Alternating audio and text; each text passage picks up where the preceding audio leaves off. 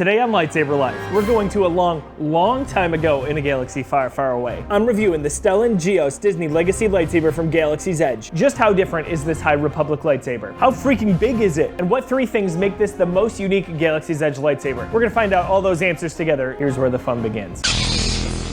This weapon is your life. The weapon of the Jedi Knight. I see you have constructed a new lightsaber. If you're a fan of elegant weapons for a more civilized age, you are in the right place. Thanks for stopping by. I'm Josiah, aka Jobi-Wan Kenobi.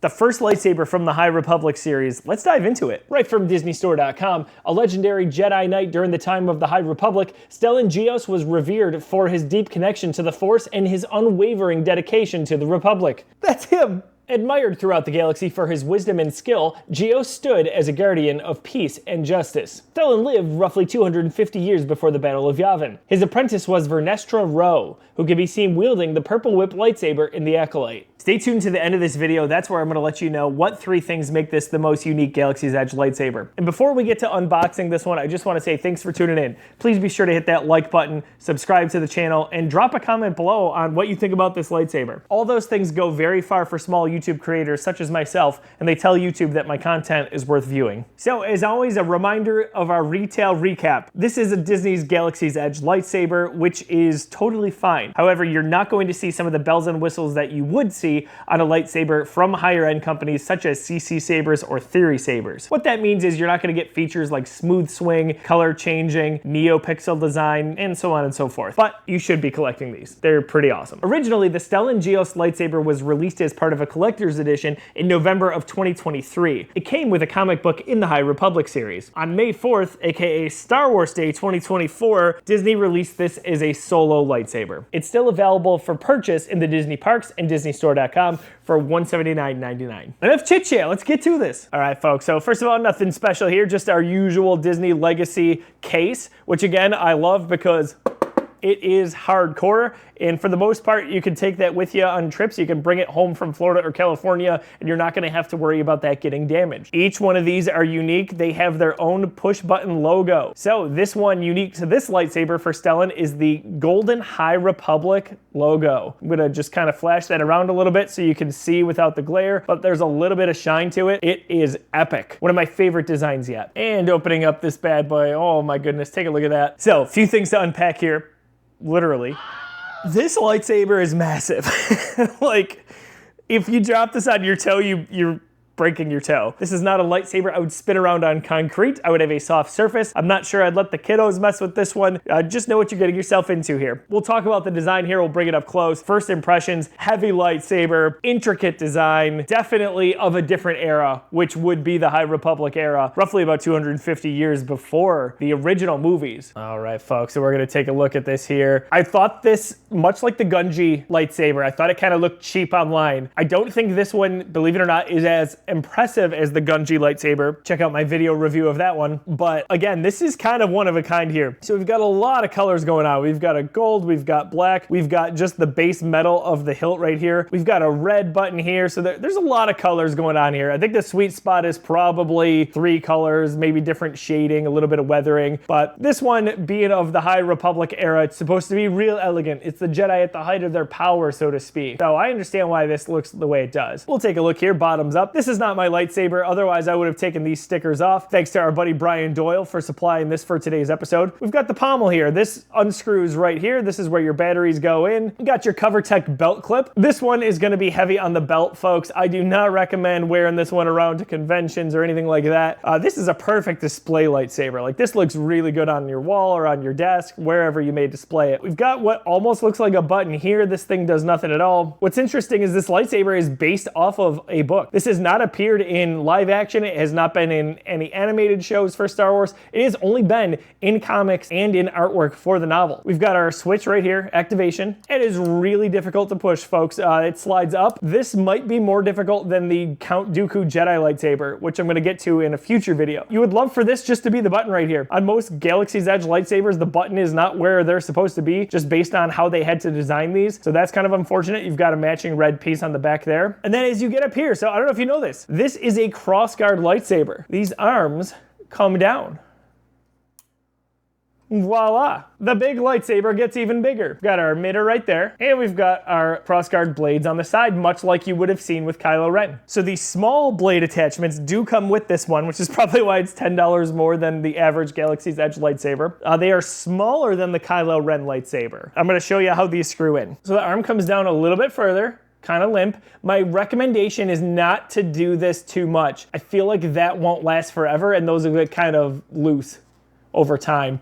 So do it sparingly. These are probably also hard to replace. I don't know that. I've never had to interact with Disney in a situation like that, but just my 2 cents. Then this does snap back up into place. By the way, if you're interested, the book I was holding was Star Wars: The High Republic: The Rising Storm. It's got Stellan right in the center there. So if you want to figure out what he looks like, this is a good indication. Have you taken the dive yet into the High Republic and read any of the comics or novels? Hit me below with your recommendations. I've only scratched the surface on them and read the first book in the series. All right, folks, so we do have the blade installed here, just your classic twist and turn. This hilt is massive, like I said. Now, it's not as big as the Cal Kestis lightsaber, which is just a beast of its own. However, I feel like this one is taller. I'll have to check that out in a future video and let you know. But I've got a 31-inch blade in here. I recommend a 36 for this one. As crazy as that sounds, that is definitely what is meant to be in this. That's considered screen accurate, even though this lightsaber has not appeared on screen just yet. The Crossguard lightsabers like this, like Kylo Ren, definitely should have a 36-inch blade. We're gonna activate this one in 3, 2.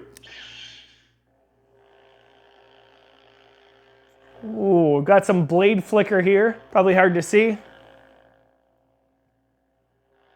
Got a very unique sound coming out of the bottom of it there.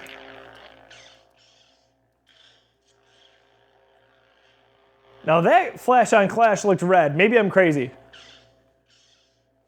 I think that is red.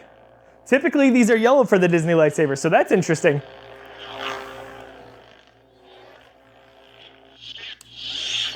Here, we're gonna put that right into the mic so you can hear the activation.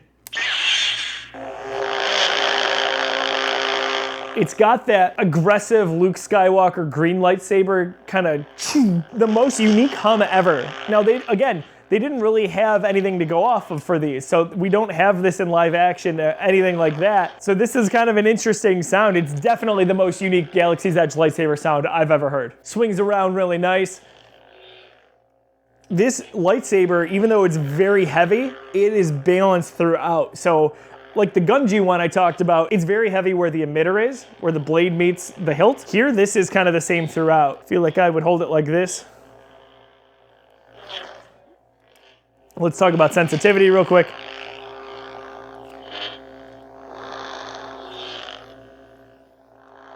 Kind of behind, not very sensitive. It's got about 3 different sounds there, kind of common for the clash. All right, I love the way that these two look here. Get an up close look at that. Those look real sharp. And we want to light this thing up in the dark here. It's very epic. I'm not gonna lie, this is really epic.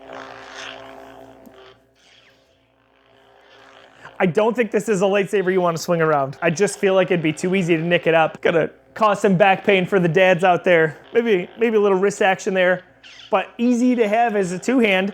I like that even though the activation is so difficult, it's not in the way.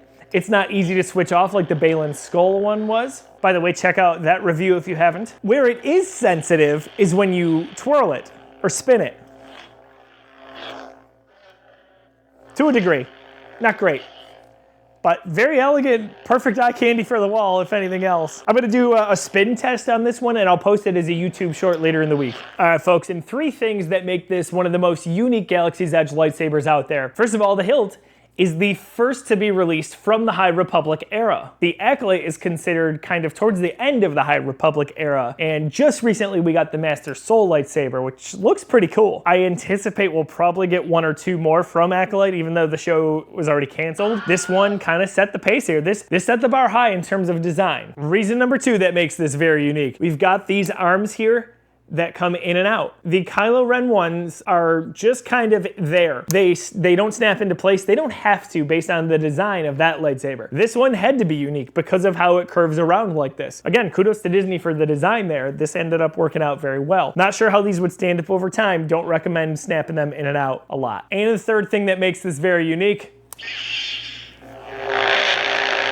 That sound is easily the most unique sound I've heard in any Legacy lightsaber. It's got this higher pitch hum that you don't hear in any other Galaxy's Edge lightsaber, or really a lightsaber that I've heard from any company. And that's probably a byproduct of this being from a different era. All right, guys, that's the end of this video. Thanks for making it this far. I really appreciate you. Don't be afraid to hit that like button, subscribe to the channel, and don't forget, trust only in the Force.